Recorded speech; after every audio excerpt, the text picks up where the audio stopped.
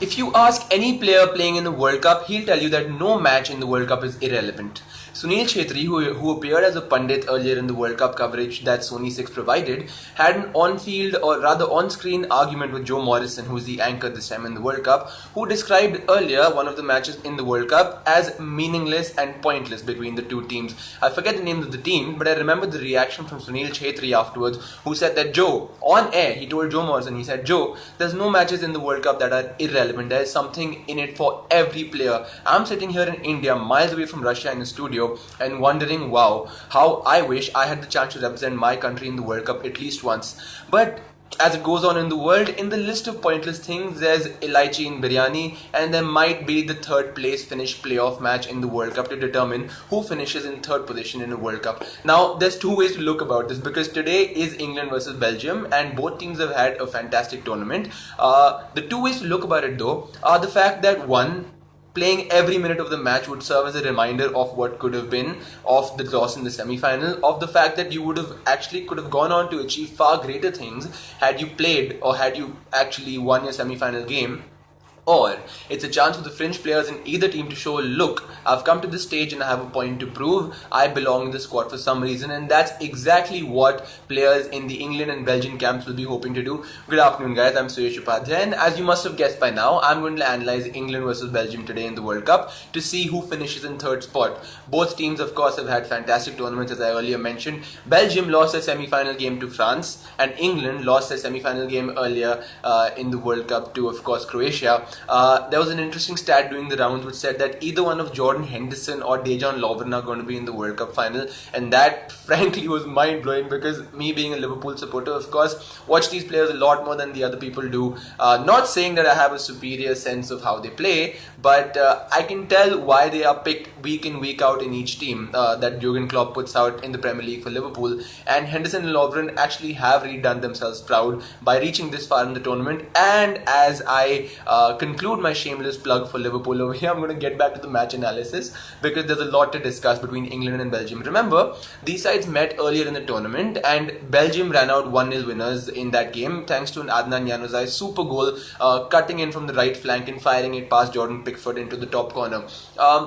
Now, you might not see the same personnel on display, because both Gareth Southgate and Roberto Martinez, the Belgian coach, have said that, look, we're going to go out there to win. We're not going to take any passengers, and we want that third place finish. It's a chance for England actually to conclude their second best ever finish at a World Cup, after finishing fourth in 1990 after losing the third place game at the same stage back in that tournament. So there's definitely something to play for England. As far as Belgium are concerned, well, they had a good tournament, like I said earlier.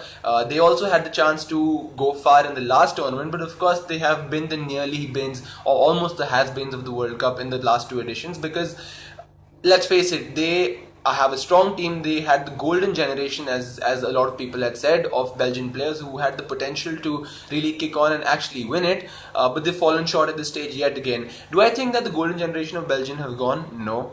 Belgian players are still going to come out in leaps and bounds and perform, in manners that will suggest that they've improved leaps and bounds from where they've come from, while the English players actually are just on the cusp of something brilliant. They're on the cusp of reigniting the whole imagination and fascination of a nation for their national team, because for the longest time English football has quite been disenfranchised from its own national team. You had people who were saying that we support our clubs more than the national team itself, and you had people saying that, look, we can't really put aside club rivalries, and that was one of the biggest accusations leveled towards managers in the past, like Steve McLaren and previous English managers, who said that you had such abundance of talent in your side. You had the likes of Rio Ferdinand, Paul Scholes, Steven Gerrard, Frank Lampard, and it's insane how such a talented team of superstars couldn't gel together on the world stage.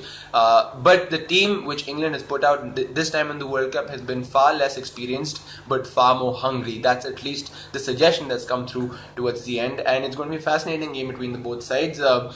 Fourth place and third place playoff games traditionally tend to produce a lot of games. If I was to read out the results of the last 10 World Cup third place playoff matches, in 1978 there was Brazil 2-1 against Italy. 82 Poland beat France 3-2. Of course, before that you had, after that, I beg your pardon, you had Belgium, who were beaten by France 4-2 in extra time. So you see the pattern emerging, you see the trend. There's a lot of goals that are scored in third and fourth place playoff matches, and we can expect the same today as well. As far as the final between Croatia and France is concerned, I'm going to of course do a preview to that tomorrow and going to analyze it further and see how it goes, how the match will go rather. But an interesting thing to note is, of all the 4 teams that are left so far in the tournament, I mean technically only 2 teams are left, but 4 teams are still going to play an additional match.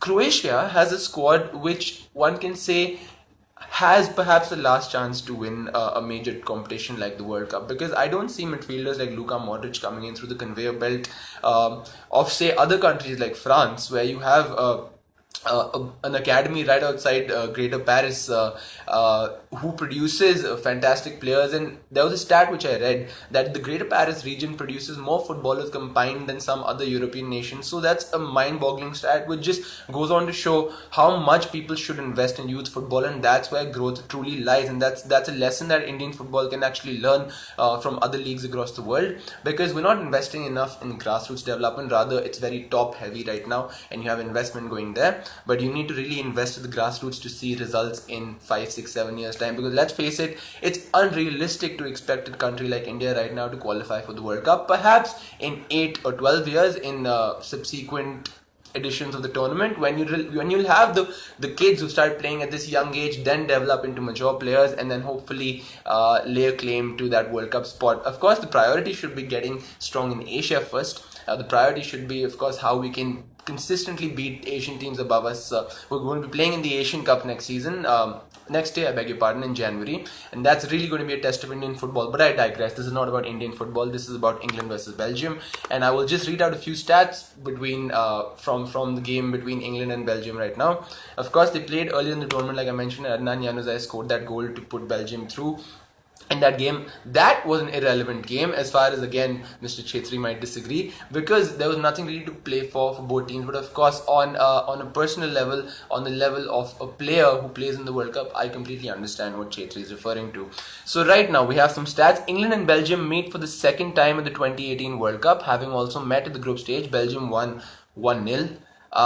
Belgium and England are the first teams to face each other twice at the World Cup tournament, since Turkey played Brazil twice at the 2002 World Cup. See, teams who finished third have actually gone on to have great tournaments in the past. If you remember, Germany in 2006 finished third in the tournament, and there was a great deal of goodwill in the nation at the fact that their team reached that far. And of course, they would then go on to win the World Cup 8 years later with the same core of players. I see that happening with England, even though Ranjan over here would say that watching England lose is always relevant. England always provides the banter, and that's what we'll always remember them for, regardless of how they play in the tournament. I think, and I think Ranjan would agree, that a lot of people actually don't know that the whole "it's coming home" thing started off as a joke by the English fans themselves, because they really had no hope. They didn't expect their team to go out and do so well at the tournament. But the fact that they went on to win so many games and actually reach the semi-finals of the tournament, of course, made a whole nation believe. But as football banter goes, rightfully so, they deserve to have it rubbed into their noses about how pompous they might have sounded to the rest of the world. Nikhil asks me, when will you coach India? Nikhil, we're going to go for the next phase of D-licensed coaches whenever D-licenses, that whenever they happen, let me know. Let's earn our badges together, man. Let's actually contribute towards the growth of Indian football.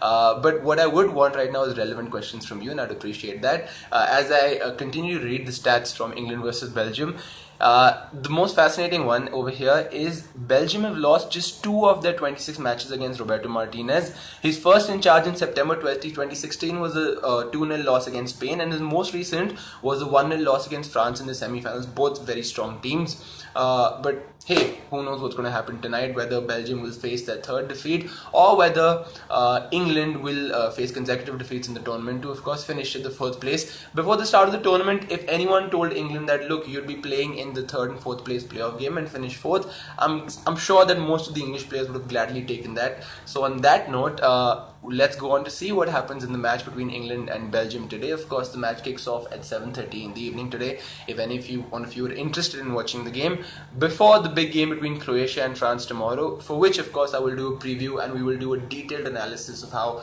the match is going to go. Till then, enjoy Saturday, folks. Goodbye from my side. Bye.